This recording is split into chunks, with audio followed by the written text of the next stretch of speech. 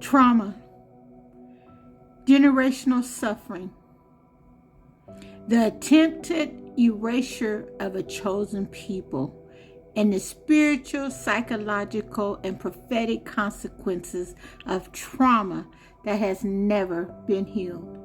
This is not just history, it is prophecy, spiritual warfare, and a war against the tribe of Yehudah, who carries the bloodline of kings and the promise of rulership through Yahusha. Let's go deep with this one. The trauma, intentional, systematic, and spiritual. We're going to start with eugenics. Eugenics was designed to eliminate so-called undesirable races, primarily melanated people. It was used to justify forced sterilizations of black women, men, and even children. This was not science. It was warfare against the seed of Yehudah, trying to cut off the lineage of kings and priests. Cut off Yehudah from being a nation, as in Psalms 83:4 and Jeremiah 31:36. Castration and sexual torture. Castration of black men was a method of both dehumanization and fear-inducing control. It attacked masculinity, identity, and legacy.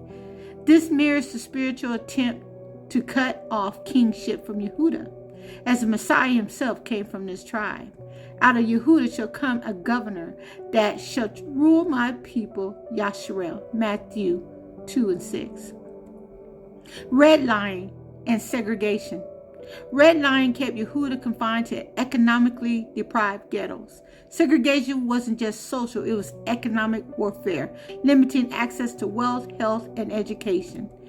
This echoes the curses of Deuteronomy 28. You shall build houses but not dwell in them. The stranger shall rise above you. Police brutality, profiling, and incarceration. The modern police system evolved from slave patrols. Racial profiling and mass incarceration are legalized slavery. I'm going to reference the 13th Amendment on that. Please look it up if you don't know what that says. Millions of Yehudites are behind bars while corporations profit off their labor. In Deuteronomy 28, you shall be taken away with chains. Slavery, murder, and dehumanization. No other people were branded, raped, lynched, or fed to animals like Yehudah. Children were ripped from their mothers. Men were broken physically and spiritually and sexually. Every whip, every chain, auction block carried the demonic intent. Erase Yahudah's chosen people from the earth. In Psalms 83:4, they have said, "Come and let us cut them off from being a nation, that the name of Yasharel may be no more in remembrance." I have to keep saying this, family.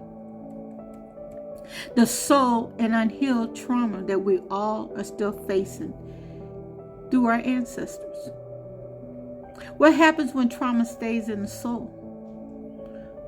Proverbs 13:12, hope defers makes the heart sick. Unhealed trauma becomes generational pain, and when left unchecked, it rewires the brain with fear, mistrust, and despair. It causes self-hate, violence, and addiction. It opens spiritual doors to depression, suicide, anger, and broken identity. In Hosea 4:6, my people are destroyed for the lack of knowledge. When trauma isn't healed, the soul wanders searching for peace, hides, afraid to face the pain, repeats, passing the pain on to the next generation. Intergenerational trauma is a spiritual inheritance. Trauma does not die with the body. It becomes stored in DNA, transmitted in behavior, reinforced by environment, lodged in the soul. In Exodus 34:7, the iniquities of the fathers are visited upon the children to the third and fourth generation. If not healed, the soul may carry this trauma into future generations, into the afterlife, still seeking justice, closure, or rest, into spiritual exile, separated from wholeness in Yahuwah. The spiritual goal was to destroy the tribe of Yehudah. Satan knows the true Yehudim are the blood of royalty. Yahusha came from Yehudah. The end time reign will be through restored Yisrael. So what's the enemy's strategy? Erase the memory of who you are. And he was successful with a lot of us.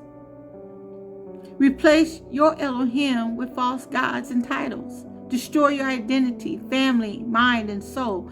Make you curse yourself through disobedience, sin, and confusion. In Deuteronomy 28:48, you shall serve your enemies in hunger, thirst, and nakedness until he has destroyed you. But Yahuwah has a remnant. Hosea 14:4, I will heal their backsliding. I will love them freely. In Psalms 107:20, he sent his word and healed them and delivered them from their destructions. The healing of the soul starts when we awaken to who we are, the children of Yasharel, repent and return to Yahuwah's covenant, break the curses through obedience and spiritual deliverance, call on the true name Yahuwah and Yahushua, not God or Jesus, forgive, release, and restore by his Ruach, not by man. So family, your pain is prophetic. You are not cursed forever. You are the proof of prophecy. You are the evidence of covenant. You are the vessel of restoration. The trauma was meant to kill you. But Yahuwah is raising up healed warriors from the ashes. Those who will not bow, not forget, and definitely not to sell out.